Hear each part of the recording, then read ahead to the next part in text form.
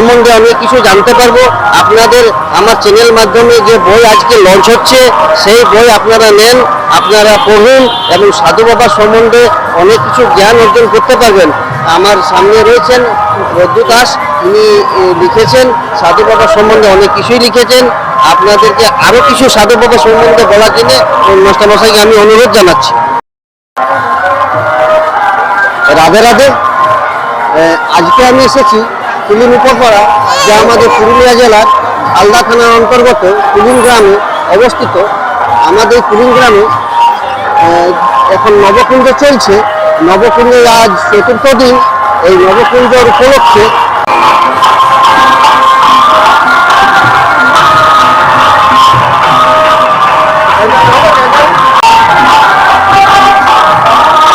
সাধু বাবার জীবন সম্পর্কে, তার মাহাত্ম্য সম্পর্কে, তার জীবনকে কেন্দ্র করে যে সমস্ত অলৌকিক ঘটনা আছে সেই সম্পর্কে জানুক, যাতে কুলিনের ছেলেপুলেরা তারা যাতে সাধু বাবার সম্পর্কে জানতে পারে, সাধু বাবা কী করেছেন। তিনি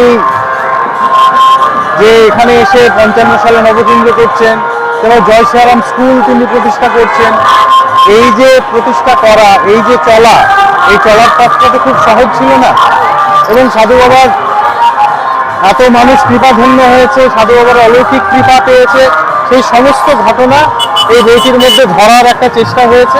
এবং এই বইটি আপনারা কিনবেন এবং পড়বেন এবং অন্যকেও পড়তে বলবেন, এইটুকুই বলার। মানে সাধু বাবার জীবন কাহিনী এটার মধ্যে রয়েছে। হ্যাঁ, সাধু বাবার জীবন কাহিনী রয়েছে। সাধু বাবার জীবনের এখানে বিভিন্ন ভক্তদের সাথে যে সমস্ত অলৌকিক ঘটনা ঘটেছে, তার কৃপা পেয়েছে মানুষ, সেই সমস্ত গল্প রয়েছে। কুলিনবাসীর জন্য এক শুভ মুহূর্ত হচ্ছে আজকে। এনারা দেখতে পাবেন আর এই বইয়ের মাধ্যমে অনেক কিছু জানতে পারবেন। হ্যাঁ, আমি বিভিন্ন বয়স্ক মানুষদের সাথে কথা বলে যেটুকু পেয়েছি সেটাই লেখার চেষ্টা করেছি। মানে এর মধ্যে আমার নিজের লেখা সেই অর্থে নেই, মানে যা আছে সে সব কিছুটাই হচ্ছে কুলিনের বিভিন্ন বয়স্ক মানুষ যারা সাধু বাবার সাথে চর্চা করেছে, সাধু বাবার সময়ে যারা ছিল, যারা এবং এখনো যারা এই হরিমন্দিরের সাথে যুক্ত, এই নাম সংকীর্তনকে চালিয়ে নিয়ে যাচ্ছে, নবকুঞ্জকে চালিয়ে নিয়ে যাচ্ছে, সেই সমস্ত মানুষেরা তারা সাধু বাবা সম্পর্কে যে যে কথা বলেছেন সেই কথাগুলো একটা বইয়ের মধ্যে ধরার চেষ্টা করেছি, যাতে সব ছেলেপুলেরা এই বিষয়টাকে জানতে পারে। তাহলে পুরো লেখাটা নিজের থেকে নিজের হাতের লেখা। হ্যাঁ, লেখাটা তো হাতের লেখা, কিন্তু এই যে সমস্ত ঘটনা এগুলোর পেছনে বলাই আছে কতজনের সাথে কার কার সাথে কথা বলা হয়েছে, সেই ডিটেলস দেওয়া আছে। যে এই সমস্ত মানুষ কোনোটাই মন গড়া না, হ্যাঁ, সবটাই কারো না কারো কাছ থেকে জানা। হ্যাঁ, সে তো তারা যেমন বলেছে সেরকম ভাবে লেখা হয়েছে। আচ্ছা, আমরা সাধু বাবার সম্বন্ধে অনেক কিছু জানতে পারবো। আপনাদের আমার চ্যানেল